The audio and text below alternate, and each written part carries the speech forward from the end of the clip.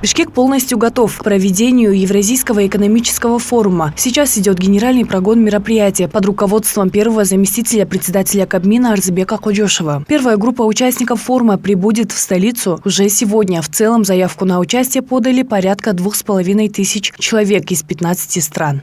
Прежде всего, это крупные деловые круги, представители бизнес-сообщества стран ЕАЭС, то есть России, Казахстана, Армении, Беларуси.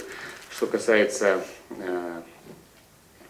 так скажем, представителей дальнего зарубежья, это государства на выделение Латинской Америки, Юго-Восточной Азии, Кореи, Венесуэлы.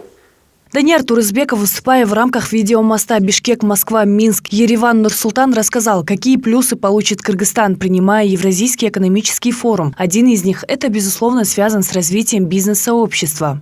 Будет площадка, на которой, прежде всего, это ожидаемо, представители бизнеса Кыргызской республики могут задать насущные вопросы, получить на них конкретные ответы напрямую, как говорится, а также озвучить свои собственные инициативы, которые, безусловно, будут рассмотрены в установленном порядке, как на площадках органов Евразийского экономического союза, так и в рамках взаимодействия бизнес-кругов. Эта возможность дает также познакомиться и с представителями другого бизнеса, возможно, приступить к реализации совместных проектов, обсудить перспективы промышленной кооперации нашего Евразийского экономического союза. Помимо этого ожидается подписание порядка 10 меморандумов в различных сферах сотрудничества.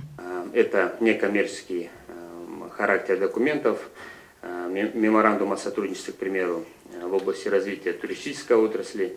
Деловым советом Евразийского экономического союза планируется подписание с научно-технологическим центром «Технопарк» при Кыргызском государственном университете строительства, транспорта и архитектуры. Вышеперечисленные соглашения – лишь часть документов, которые планируется подписать в ходе форума. Наргиза Нурмаметова, Нурдан Сергеев, Пирамида.